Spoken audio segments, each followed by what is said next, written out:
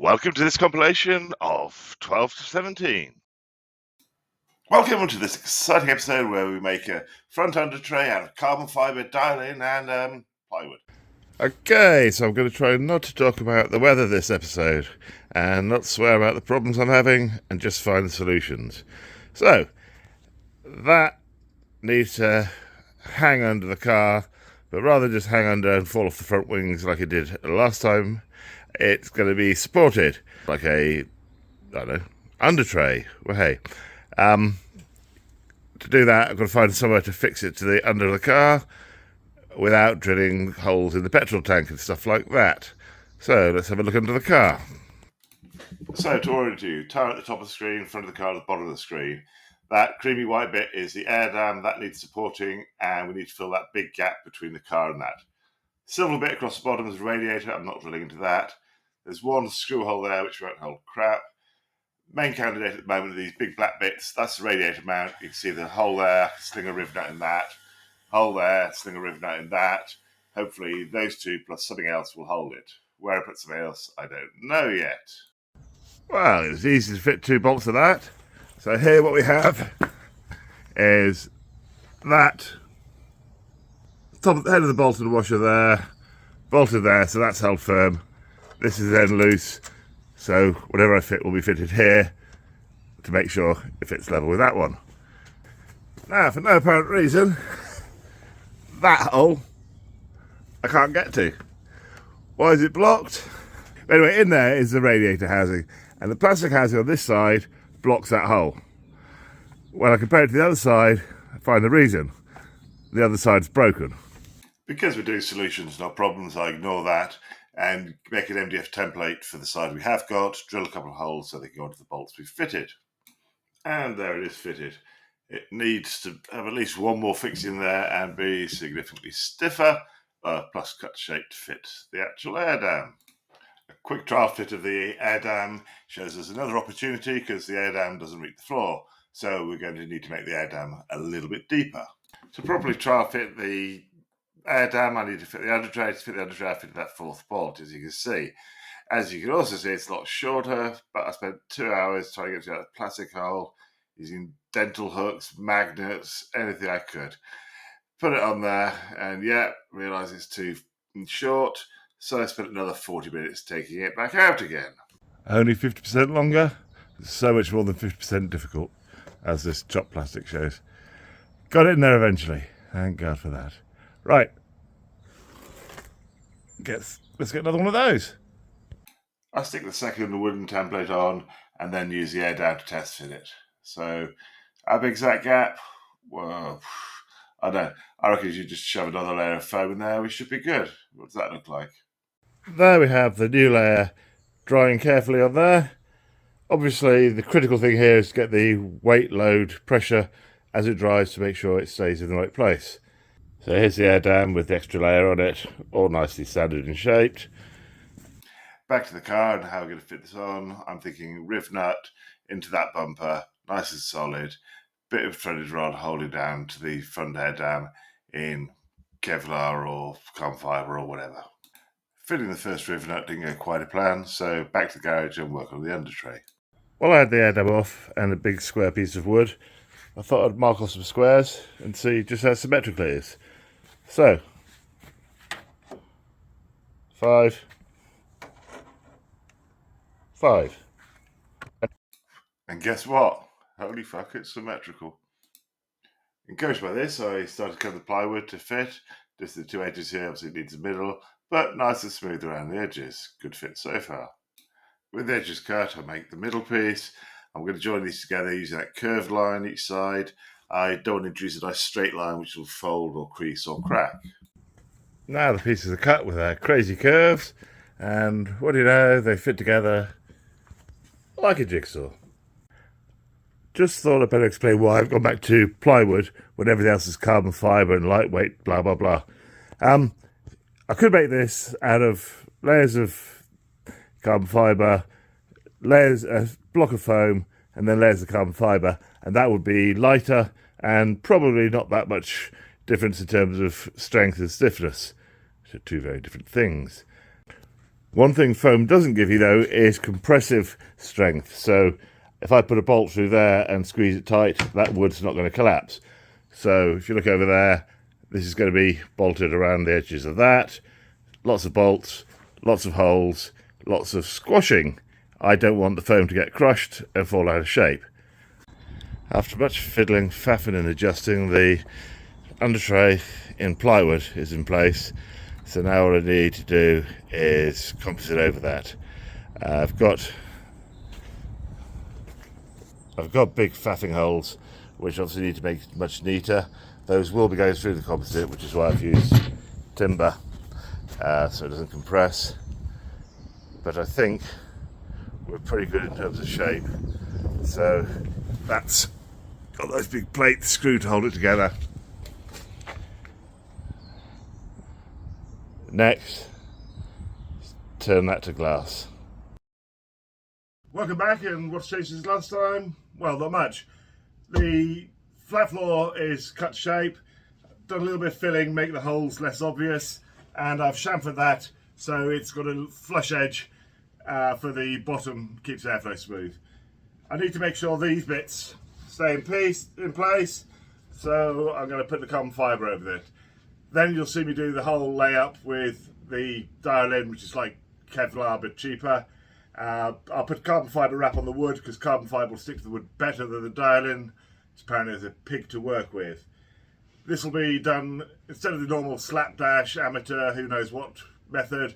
This is going to be the professional, focused slapdash, who knows what method, because this piece will be appearing on the final car. So, first thing, get these scraps of carbon fibre, cut and wet laid onto there, just to keep the flat floor together. Time to do the proper layup. This is where this shit gets real. You're about to watch me. 1, make an envelope to put this into. 2, cut some carbon and some dial into size. Wrap it in mylar, which is basically plastic to make it all smooth. Vacuum it up with a bit of breather, and hopefully everything will be smooth. Pink plastic and tacky tape to make the envelope. This is when I realised just how big it is. It hardly fits on my bench. That comes back to haunt me later. Roll the carbon fibre across the bench, use the wood as a template, tape it up so I cut the seams without destroying the weave. Once it's cut, check the size, put it on a roll and repeat for all the other layers. The plan is carbon one side, flip it over, dial in the other, then wrap it in mylar to get a lovely smooth finish. Yeah, great plan, but it goes horribly wrong, as you'll see later. This is it flipped over with the dial lid down. Looks okay so far. And here comes a mistake. Instead of using 2 sheets of mylar, one on each side, I decide for no good reason to fold it over. As you can see, it disturbs the carbon. Every time you push it down, you get air bubbles. It won't fold over the tight crease. What a fucking dick. You can imagine the fun I had getting that lot into the envelope on my own. And did it leak? Yeah, of course it leaked. Could I find the leak? No. Somewhere down here, but God knows where. Sometime later, I remove the envelope of the mylar. My God, this stuff comes off easy. This is definitely the future. Mylar gives a lovely finished surface, shiny, dirt just flicks off it, nice and hard. But where I had the fold over, where I had ripples, where the vacuum bag didn't work, where I fucked up, it's still got big problems. So there's quite a bit of post-production finishing to do on this piece, to say the least. Quick whiz round with the angle grinder, then blast it with a 40 grit. Shows it looking a lot better, but a lot more sanding to do to get rid of those ripples. Much sanding later, it's not quite the abortion it once was. Those edges are still rough as fuck though, so they're going to need some trimming. Clean off the surface, bit of fusion fix to glue the dry carbon in place. That's going to get wetted out when I put the epoxy layer over the whole of the piece. As you can see, I might have sanded off the ripples, but there's still dry patches and voids and things, so that's definitely going to need another coat of epoxy over that. And here it is with the epoxy on it. This is the dial-in side that faces the road, so there's no fancy pattern, and it looks better. Not brilliant, but better. Okay, so let's stick it on the car. Do not ask how hard it was to get those holes to line up for those bolts, but that one in the corner particularly. But it's okay and it's strong. I've sat on that. And if I can sit on it, we can fit the air dam onto it.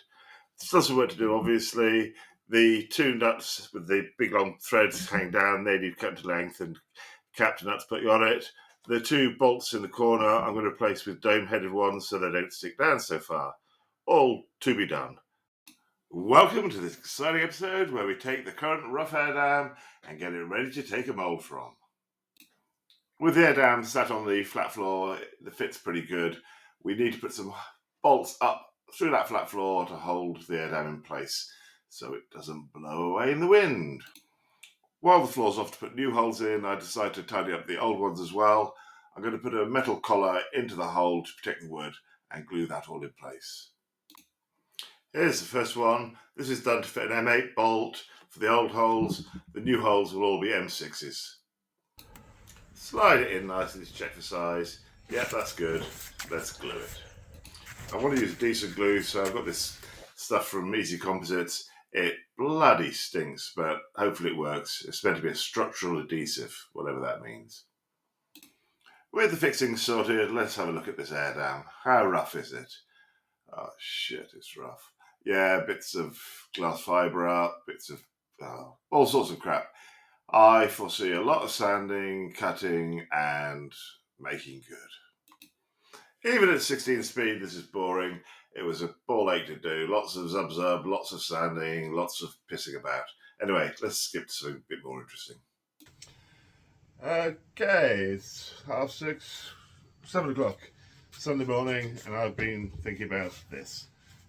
I've sanded off the rough bits, that's called fairing apparently, and to turn this into a mould, I need to fill these holes so I can carbon fibre back, and I've got something to put the carbon fibre against. If you look at the back of the mould, something down there. Well, I had the air dam in my hand and it was a sunny morning. I thought I'd just double check the symmetry of it. I'm really kind of glad I did. The laser line lines up nicely with the centre of the car, lines up on the bumper, lines up my little white marking, lines up with the under tray. Doesn't line up with the air dam, so that's going to take a little bit of reshaping. The black lines mark the new centre, so I need to sand to fit that. Anyway, let's work out how we fit these blanking plates. So, yeah, that's all shit. I'm thinking piece of foam in that way, glue to this, inside edge of this, and then cut this bit across here so that it slips like that. So this piece is going to get glued there. I was going to make that fit.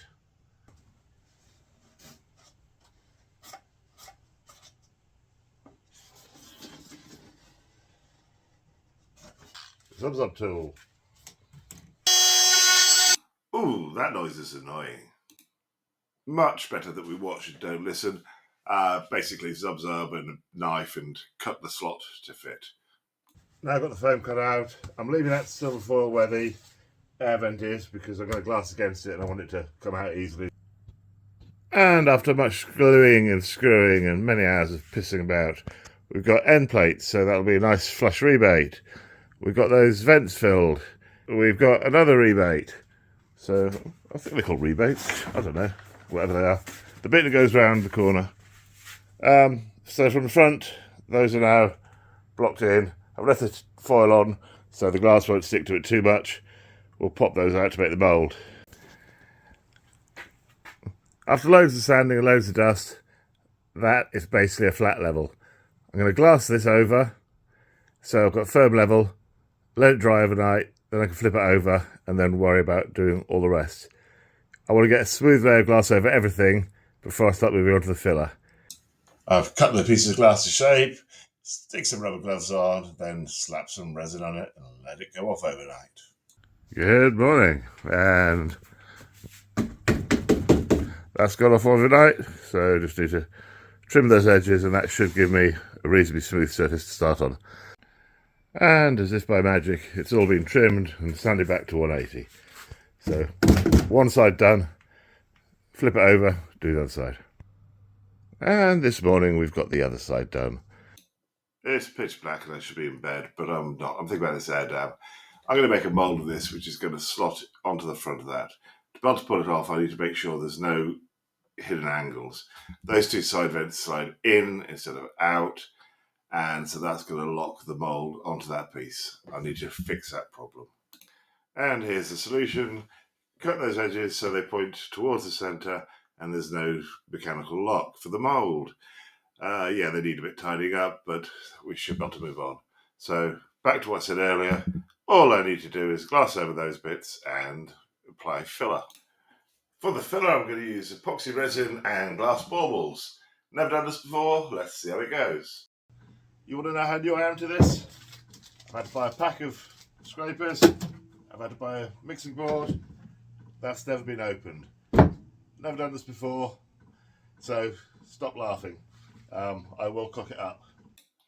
I only wanted to do a test batch, so I didn't mix up too much resin and had about the same volume of glass baubles. Poured half in, tried to stir them in. They're so light it just floated on the top. Lots of dust coming off it, but at the end of it I had some slightly cloudy resin. Added more baubles and stirred that in. It got a little bit thicker. Added more baubles, yeah. Eventually I got to the point where it wasn't thick enough, but it was pasty and I could use it. By this point I had twice the volume of body filler I wanted, so it was going to be a big test batch. Anyway, smooth it around the mixing board like they show you on YouTube, and then apply to the working piece. At least it was easy to apply, a bit more like self-leveling compound than body filler I think, but hey ho, I can live with that. I meant to leave that for a couple of hours just to harden a bit, but not fully off, so it was easy to sand. But I went and did some paintings for the art exhibition at the weekend, forgot about it, then had a sauna. It's now pitch black and raining, and this is rock hard.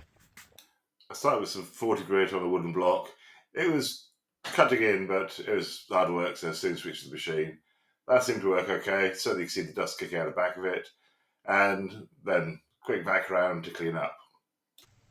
So, hand sanding to paint the backside, machine sanding is much better.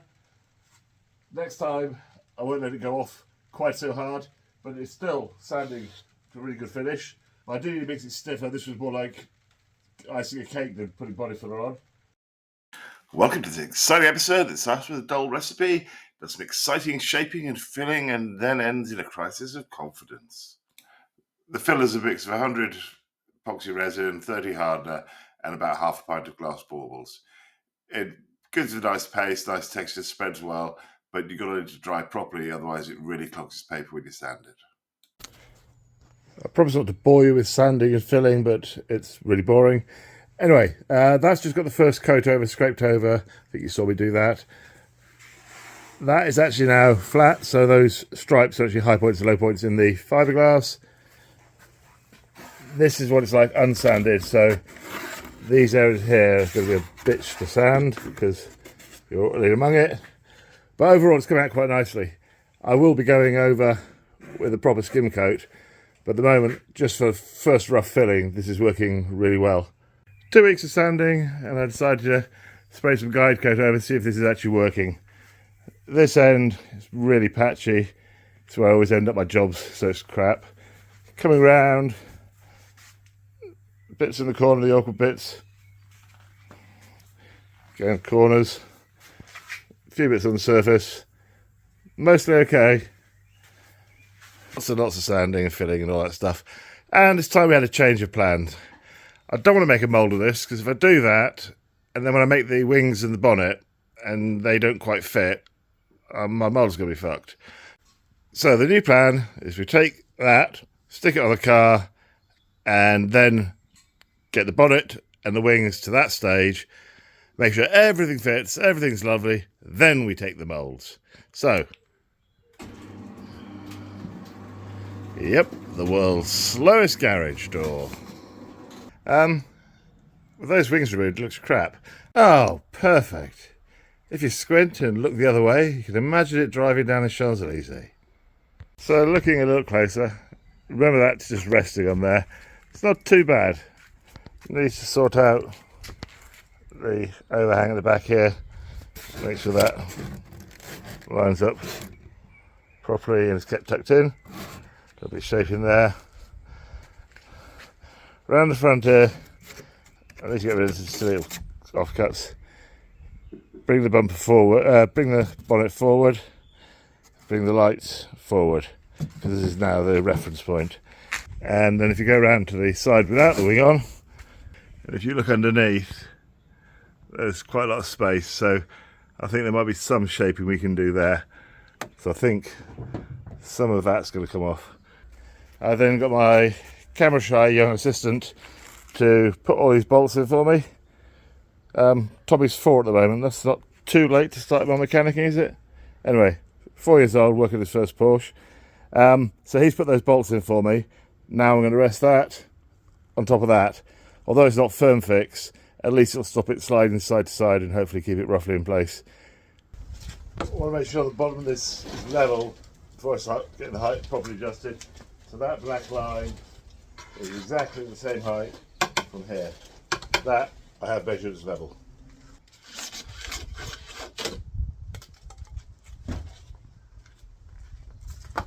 So now we've got it. So that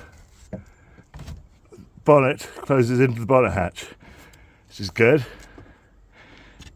The downside is, by lowering this so much, we've got a fair bit of front overhang. I'm also thinking I might actually chop the front of this off.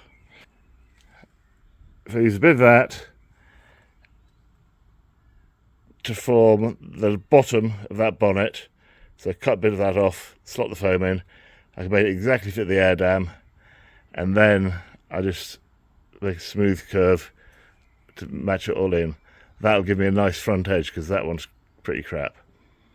I actually ended up cutting a lot more off this than I first thought or first planned, because that actually allows this bonnet to close down properly. So now when it drops, it's stopping on there rather than here. Well, that's the bonnet with the extension on. Trouble is, I've had a look at it from the side.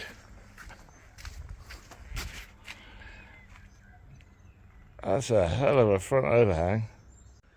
I think it's a snag. I really don't know what to do about it. I've made the air dam and everything else, and I don't think the proportions work. So I'm not quite sure what to do about it. I'm going to spin this round. I have 2 problems. There's a bottle of beer in the way. Hang on a minute. Anybody else's thoughts on this would be much appreciated, because right now I haven't got a fucking clue what I'm going to do. But if I put all that work in, do I want to ruin it by taking that lip off there is the obvious bit. If I put it like that. But I quite like that lip. It kind of goes with the flow of the DS. If I chop a bit out of there, I've then got problems with the bumper, but then that doesn't need to be that thick. I don't know. I'm stuck. For the first time in this project, I've kind of run out of thoughts on this. I'm going to post this video up, and can you post some comments about what you think I should do? Do I chop out that? Do I chop out that? What do I do? And in this exciting episode, I get over my emotional tantrum, cut the air dam to fit, and get busy on the bonnet. Right, late that night again, give myself a kick in the nuts to cheer myself up. Anyway, happy news. I'm going to cut down there with Mr. Zub to be able to push the whole air dam backwards.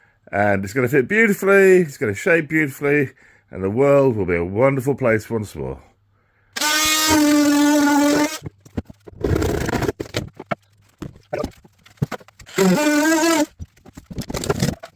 Yeah, you can see that sticks out a bit more, but I think proportionately that's in the right place now, and it ties in quite nicely with the original bonnet, which is where I wanted it to be. Okay, you rejoin me. I broke my camera, so I didn't manage to film this bit. I'll be using the rasp to shape this down, sander and sanding block. And well, I'm going to get this side shaped to where I want it. Then I'm going to do some clever stuff to mirror it. More of that later. Here you can see me rasping away to shape it, sanding it, etc. Really interested to watch an artisan do it, less interested to watch me, so I'm just going to hit warp speed and get through this for you.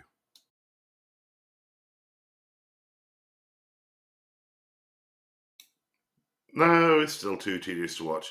I'm going to cut to the end results. Oh, hang on, this is a good bit. I'm trying to make sure that the drop down the side is going to be the same at each edge because it's a compound curve. Curves from the back of the bonnet to the front and from the side to the side. So the two sides should drop the same. Worth noting this bit. Basically, balance a piece of wood, measure the drop down, mark it, and we can use that to do the other side. So I now have the drop between the centre line and the edge, and I've discovered you can't really write on foam with a black Sharpie, but those measurements give me the measurements I need to drop that edge where the blue tape is. Quick bit of rasping gets the rough shape and the edges to the same height. Now I'm going to make the rest of the bonnet symmetrical. And here we have Nick's amazing symmetricalizer.